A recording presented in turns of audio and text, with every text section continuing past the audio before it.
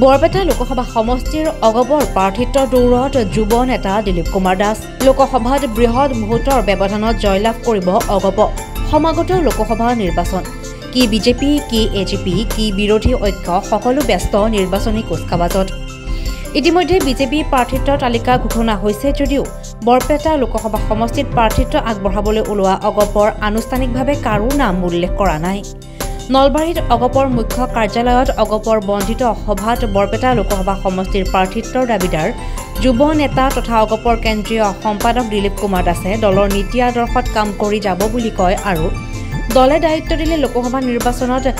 প্ৰাৰ্থিত্ব আগবঢ়াব বুলি উল্লেখ কৰে লগতে তেওঁ সংবাদ মাধ্যমক কয় যে এইবেলি লোকসভা নিৰ্বাচনত বৰপেটা সমষ্টিৰ পৰা অগপ বৃহৎ ভোটৰ ব্যৱধানত জয়লাভ কৰিব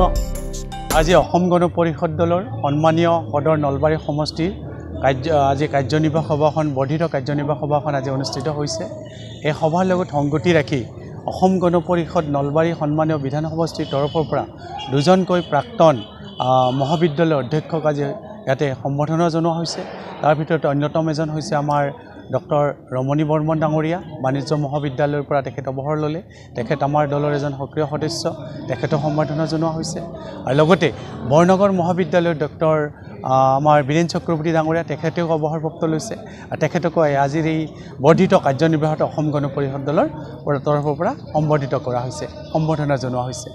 আপোনালোকে জানে আজি অসম গণ পৰিষদ দলক বহু দিনৰ পৰা মূৰত বৰপেটা লোকসভা সমষ্টিটো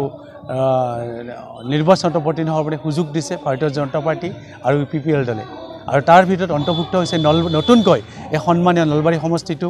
আৰু আমাৰ বৰক্ষেত্ৰী সমষ্টিটো এই বৰক্ষেত্ৰী সমষ্টি আৰু নলবাৰী সন্মানীয় সমষ্টিৰ আমাৰ সন্মানীয় সদস্যসকল দলীয় কৰ্মকৰ্তাসকল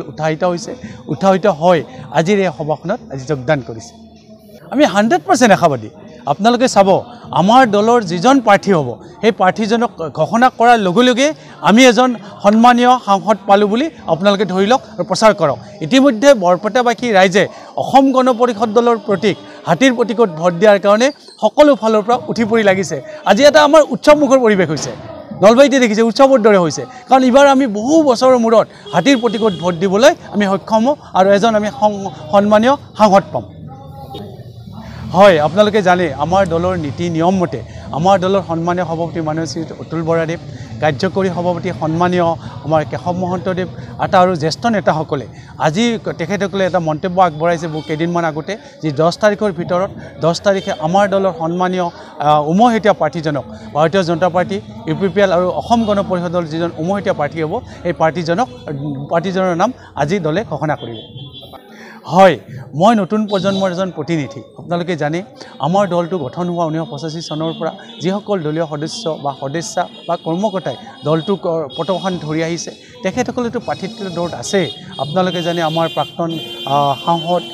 কুমাৰ দীপক দাস আছে প্ৰাক্তন বিধায়ক তাৰাপ্ৰসাদ দাস আছে ডক্টৰ ৰঞ্জিত ডেকা ডাঙৰীয়া আছে ভূপেন ৰয় ডাঙৰীয়া আছে আদিকে ধৰি কেইবাজনো আমাৰ টিকট বিচাৰ প্ৰায় 7জনৰো অধিক টিকট বিচাৰ প্ৰাৰ্থী তাৰ ভিতৰত এজন অন্যতম হৈছোঁ মই কাৰণ আটাইকেইজনৰ ভিতৰত মই সৰু মই উঠি অহা প্ৰজন্মক প্ৰতিনিধিত্ব কৰোঁ তাৰপিছত দলে যদি বিবেক বিবেচনা কৰি মোক প্ৰাৰ্থিত্ব প্ৰদান কৰে মই নিশ্চয়কৈ প্ৰাৰ্থিত্ব গ্ৰহণ কৰি মই নিৰ্বাচনত অৱতীৰ্ণ হ'ম আৰু আমাৰ দলৰ সন্মানীয় সভাপতি কাৰ্যকৰী সভাপতি বা দলৰ ঊৰ্ধ্বতম কৰ্তৃপক্ষই যাকে নিৰ্বাচনত অৱতীৰ্ণ হোৱাৰ কাৰণে প্ৰক্ষেপ কৰে তেখেতৰ আমি সদল বলে সকলোৱে একেলগে আমাৰ জয়যুক্ত কৰাৰ কাৰণে আমি উঠি পৰি লাগিব ব্যুৰো ৰিপৰ্ট DA 365